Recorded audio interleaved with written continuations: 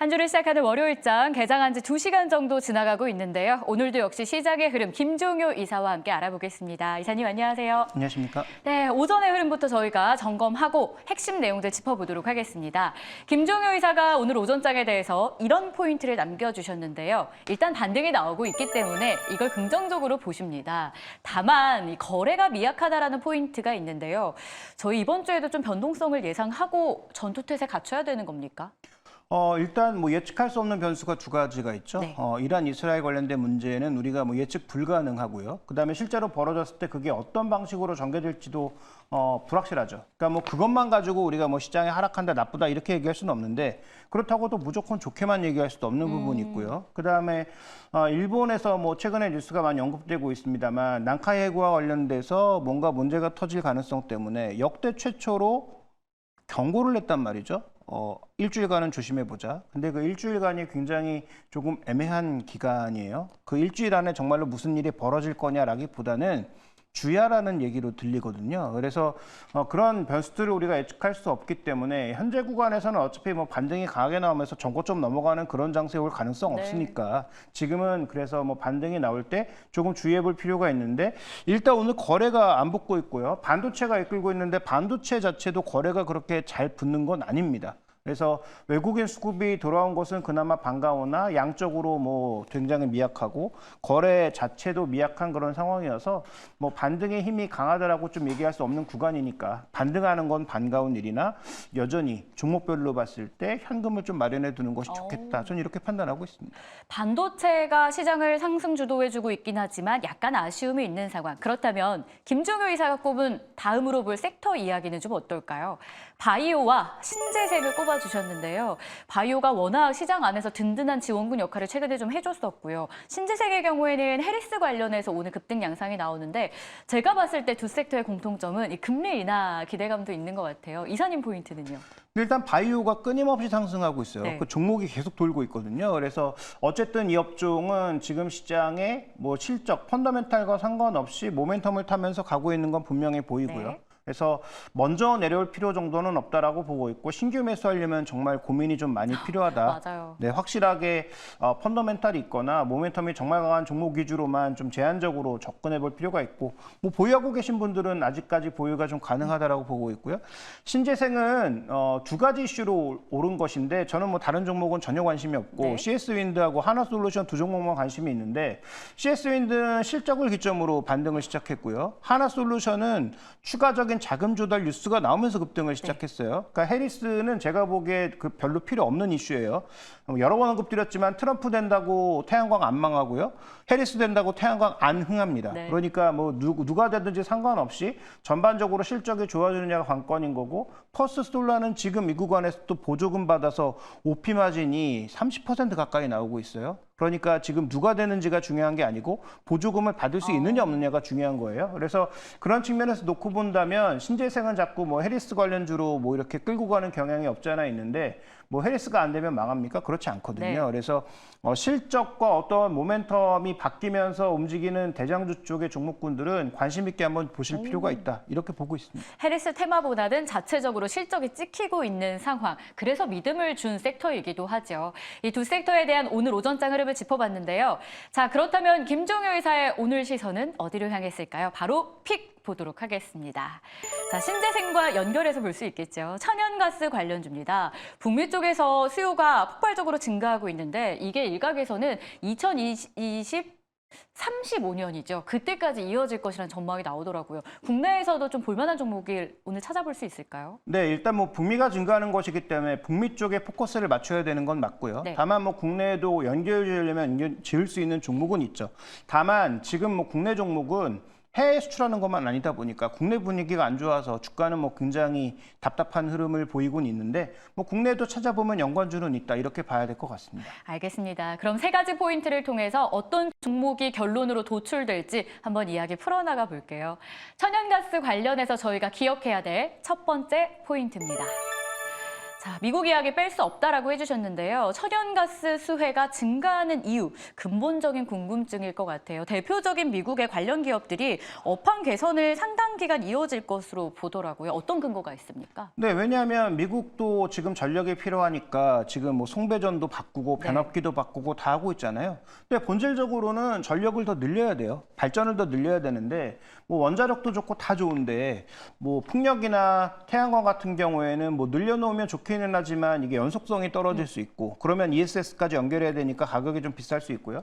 그다음에 또 하나 문제는 원자력은 시간이 걸린다라는 점이죠. 그런 차원에서 놓고 봤을 때 준비된 그림을 두 가지를 확인해 보도록 하겠는데 당장 미국에서 가장 많이 나오면서 그동안 개발을 별로 해놓지 않은 것, 천연가스란 말이죠. 그래서 천연가스와 관련된 전반적인 수요가 2023년까지 39%로 폭발적으로 늘었죠. 그때 왜냐하면 천연가스를 막 개발하기 시작했으니까 이게 이제 나오기 시작하면서 수출도 하다가 국내로 이제 돌리기 시작한 거고요. 2030년까지는 연평균 성장률이 19% 정도 될 거라고 보고 있습니다. 그러니까 생각보다 꽤 높은 성장률이죠. 그래서 이런 성장률을 기본으로 해서 올라갈 거라고 보고 있고요. 다음 이제 준비된 그림 보시면 섹터도 굉장히 다양합니다. 다양하게 그냥 증가하는 게 아니라 LNG를 전체적으로 이제 밀고 가는 그 관도 늘어날 거고요. 그다음에 멕시코 수출도 늘어날 거고요. 그다음에 말 그대로 이 파워 디맨드라고 하는 것은 발전과 관련된 수요라고 볼 수가 있겠죠. 산업용 수요도 늘 거고 레지덴셜 수요나 상업용 수요도 같이 늘 거로 보고 있기 때문에 지금 산업이 늘어나지 않는 게 없다. 결국은 뭐 난방 수요를 포함해서 전반적으로 모든 수요가 천연가스를 기반으로 다 늘어난다라는 거죠.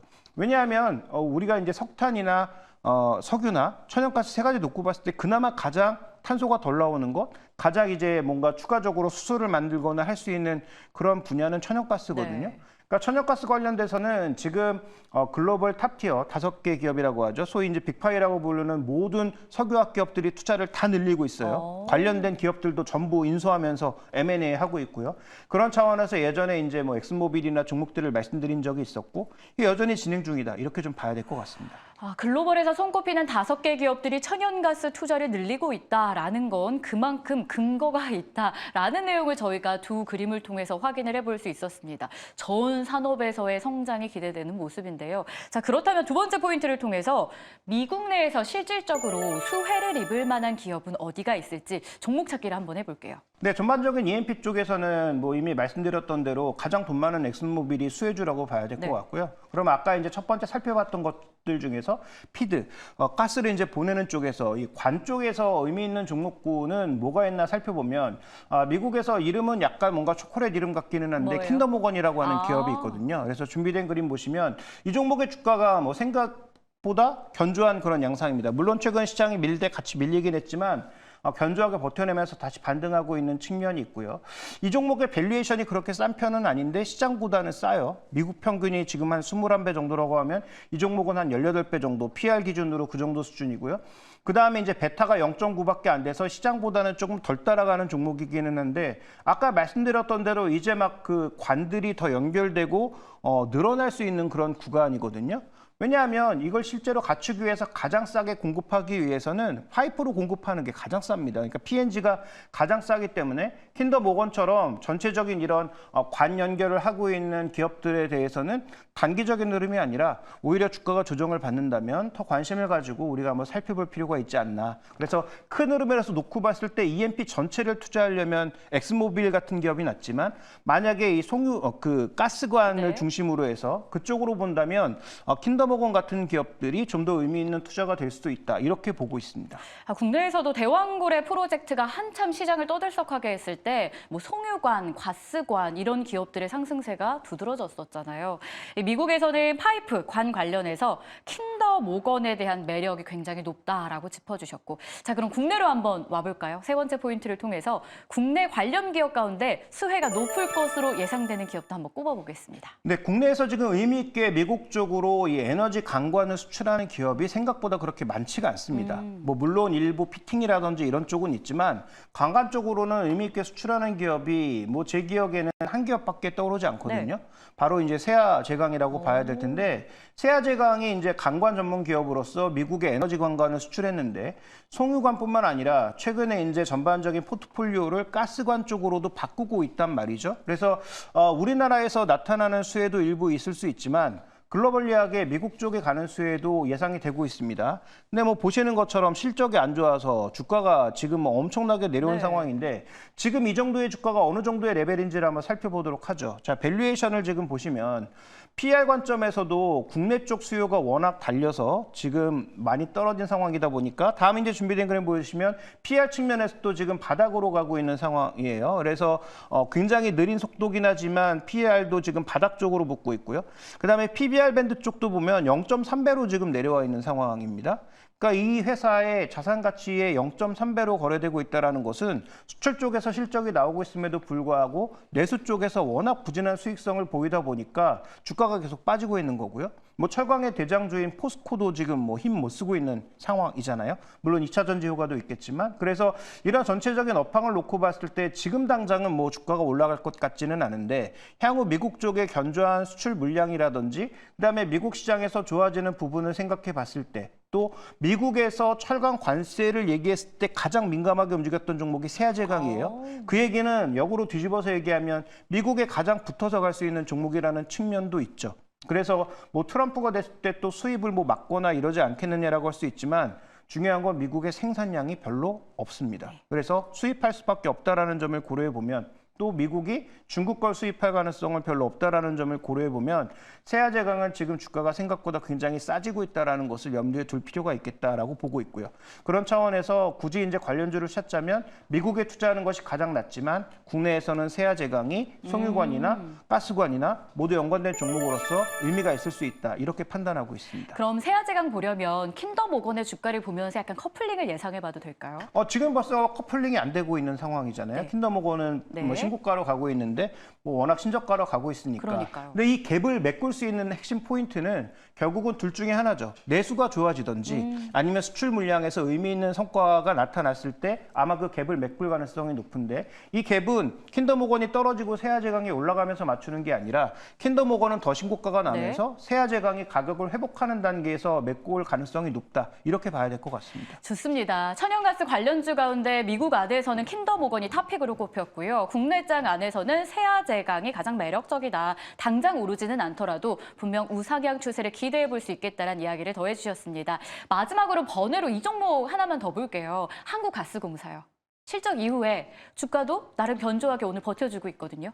한국가스공사는 지금 가격 상승에 대한 기대감과 그다음에 실적이 예상보다 나쁘지 않았다는 게 뭐 대한고래보다는 좀 더 의미가 있지 않나 싶어요. 그다음에 뭐 분명히 살펴봐야 될 것은 대한고래와 관련된 건 한국석유공사의 일이지 한국가스공사의 일은 아닙니다. 그래서 그것도 구분하셔야 되고요. 그래서 한국가스공사 뭐 당연히 그 테마로 이미 엮인 상태에서 대장주 역할을 하고 있기 때문에 관련된 뉴스가 나오면 주가가 출렁이긴 하겠지만 좀 더 본질적으로는 정말 가스 가격을 올릴 수 있느냐 그와 관련돼서 수익성이 개선될 수 있느냐가 좀 더 주가에는 더 영향을 미칠 수 있기 때문에 한국석유공사와 가스공사는 분명히 구분해 볼 필요가 있다. 이렇게 말씀드리겠습니다. 알겠습니다. 자, 오늘 알찬 소식들만 정리해서 전해드렸습니다. 도움되셨길 바라면서 이사님과 여기서 인사 나눌게요. 고맙습니다.